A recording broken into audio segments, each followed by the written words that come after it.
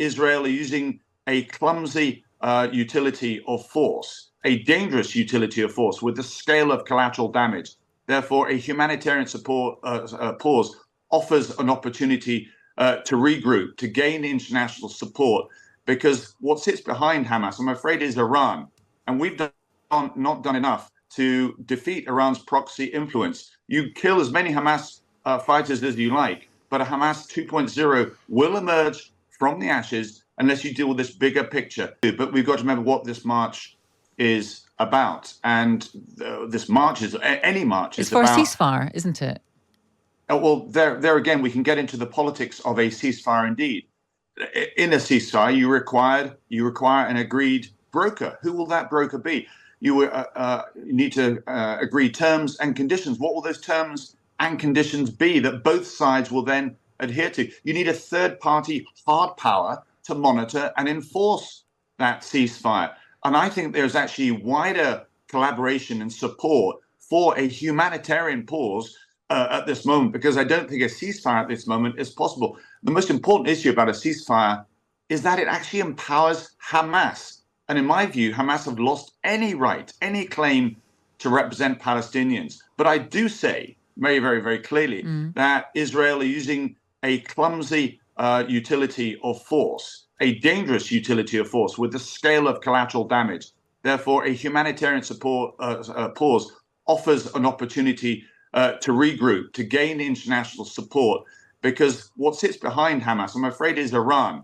And we've not done enough to defeat Iran's proxy influence. You kill as many Hamas fighters as you like, but a Hamas 2.0 will emerge from the ashes unless you deal with this bigger picture. And that's why I've called for a summit, either run by President Biden or at Camp David, or indeed the Prime Minister at Czechia, to bring in the relevant international stakeholders to say that there is better ways of utilizing hard power, but indeed soft power, and providing clarity as to what the governance will be for Gaza afterwards. And that's not clear. Still, I don't know what Israel's plans are. I don't think they have a plan, but that plan must involve the Abrahamic Accord signatories, the Arab nations as well. They could come on with a technocratic council. That would give hope to the Palestinians of what follows the destruction that Israel, as I say, is rather poorly exhibiting at the moment.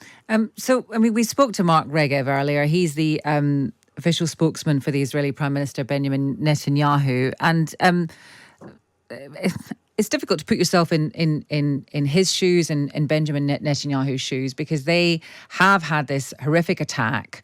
People went into their country and murdered 1,400 people. They took 240 hostages, and they're not changing their tune. And many people will say, well, why should they?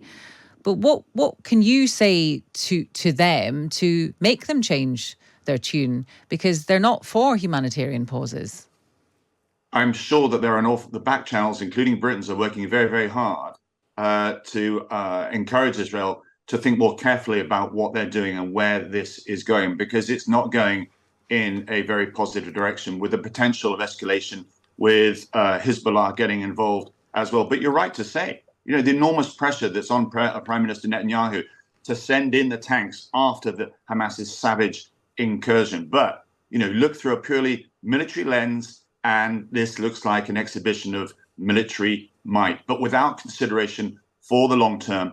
No matter how many you kill, the ideology will survive. And that's what we need to consider, is what post-Hamas governance structure will be put in place, who will run any Marshall Plan to help the Palestinians. Okay. How do you offer a governance vision that's robust enough to avoid Hamas 2.0 emerging? And as I stress, the bigger picture is who is all behind this. It's Iran, who for years have used their proxy influence, not just in Gaza, but across the Middle East, destabilizing Lebanon, Iraq, Syria, Yemen, and of course, Israel. So yes, we stand with Israel. That's very clear in its darkest hour now. But it does not mean we stand by when we witness the unwise utility of force on this scale that's causing collateral damage, that's actually alienating the Arab support that will be so critical in the long term. We should have the courage to say these things in order to avoid real dangers of escalation, but also radicalization, which we've seen not just in the Middle East, but on the streets, indeed here in Parliament as well. Okay, Tobias Ellwood.